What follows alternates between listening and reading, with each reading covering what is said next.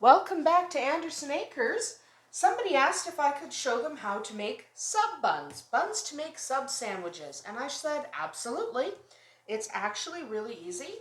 It's not that different from hot dogs, and you can use any dough you like. This is just my basic white dough. I'll leave a link in the description to this particular dough. You can make whole wheat ones, you can make Italian herb, you can make an Asiago, whatever you like you can make. I am just making basic white. I will probably at some point do sub buns that are not basic white to show you the different recipes I use. But for now, let's just do a basic white bread.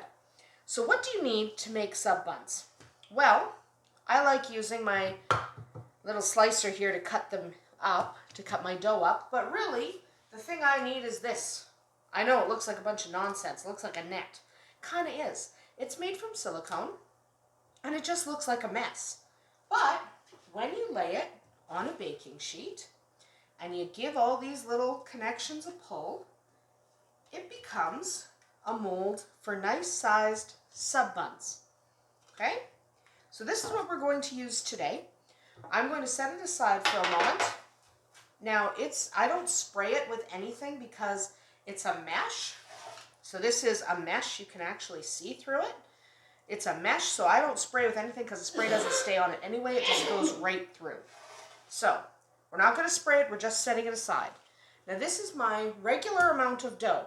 3 cups of flour, 1 cup of water, plus the other ingredients that make bread dough. So this will not make 5 buns. Even though the mold has room for 5, this won't make 5. If you want more, you can make more dough. If you want more than, so I'm going to make 4. So if you want more than 4, you want to make more dough. So we're going to divide this into 4. Okay. Get rid of that. I don't need that anymore. Now you're going to take your 4, form them into balls. Your dough should be fairly soft. If your dough is difficult to work with, you might want to work a little warm water into it because it does need to be fairly easy to work with to make it roll out nicely for these buns. Now you can shape your sub buns any way you like. I'm just going to take my sub buns and just roll them. Now I could pull the dough out and make nice neat little packets, and I'm just not going to today. I'm just going to roll them because this works perfectly fine. And hopefully this will also help you work out any air bubbles that are hiding. There's a couple of air bubbles hiding at the end here. Squish those. Fold that back in. There we go. So you just want to make it as long as your mold, okay? So we're going to pull this over. You want to make these as long as your mold. There we go. And they just look fine. They taste great, and they're really easy to make. So you just roll out all 4 of them. It doesn't take much time, and you're only making them as long as the mold. They'll rise and spread. Push this one out, and then we're going to set this aside to rise. Now you want to try to make sure that your dough is roughly the same thickness. There's a bubble, pop that. You want to try to make sure that your dough is the same thickness all the way along because otherwise your buns will have funny bubbles. So if you have a spot where it's a little bit thinner, you just grab it, re-roll it out. You pinch it all back together, then re-roll it out. Place that there. Oh, there you go. A bunch of those bubbles popped. That's what we want. We want to pop all the bubbles. So just watch. Like there's a big bubble there. Pop that. There we go. There's another one. Okay.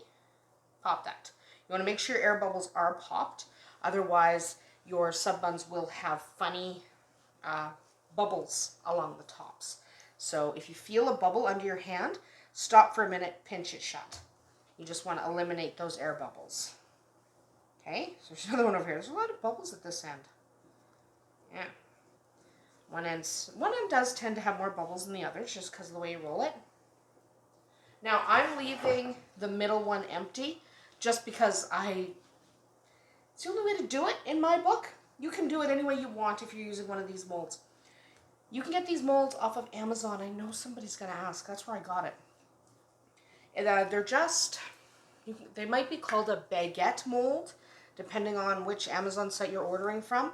I just literally typed Submarine sandwich bun loaf mold. I type a lot of words when I'm searching just to make sure I find exactly what I'm looking for. So I'm sure you can find one on Amazon. There are other molds. I like this one because it stores real easy because you just squish it up and shove it in a cupboard because it springs back to its original shape without any problems at all. So you can get it on Amazon. I don't know if I'll put a link in the description or not. It depends if I can find the one I ordered. So there we have it. Those are our sub buns. There's a bubble at this end. We're going to ignore the dog. He's outside for 5 minutes. Whiskey's not outdoorsy. So those are our 4 sub buns. Remember, we can only make 4 with this amount of dough. You want to take a moment and just stretch your dough to the ends of the mold. And then give it a little press so that they're kind of flattened down. They will rise. They're going to take probably about 90 minutes to rise when you do it this way. Whiskey. Shh. So we're just going to give them a little bit of a press. Now we're going to set that aside. I'm going to put them in my microwave, and they're going to take about 90 minutes to rise, maybe 60 minutes. Check them at 60 minutes. Ignore whiskey. So check them at 60 minutes and see how they've risen up and if they're looking decent. So you can put them wherever you like. Warm, damp location is best. I'm using the inside of my microwave. All right, so our sub buns have risen. They've been rising for, looking at the time, about 75 minutes actually. So it takes a while for them to fill into their molds, and they will rise a little bit more in the oven. You're going to preheat your oven to 375 degrees Fahrenheit. Before we bake these, I'm actually going to slash them with my bread lame. So I'm going to do 5 slashes. 1, 2, 3, 4. You can do however many you like. I just find that this makes them look real pretty. Don't slash too deep because you don't want to slice your buns in half here. There we go. Now we're going to stick them in the oven. Remember, 375 degrees Fahrenheit, and we're going to cook them for about 25 minutes. All right, so our sub buns have come out of the oven. No, I don't have this directly on the countertop. I actually have it sitting on little heat plates there because you do not want to put hot pans directly on your counters. So, these come out really easily. Ow. Ow. Ow. Yes, they're very hot. So those come out really easily because this is completely non-stick. So they look fantastic and they are ready to be cut as soon as they cool. Do not cut these until you have cooled them down a little bit. If I cut them right now, the crust can get tough. So let everything cool down 100%. Once everything has cooled down, slice them up, fill them with your favorite toppings, and enjoy. So I hope you've enjoyed making sub buns with us here today. Hopefully you'll do this at home. It's very easy and quite rewarding. We'll see you tomorrow.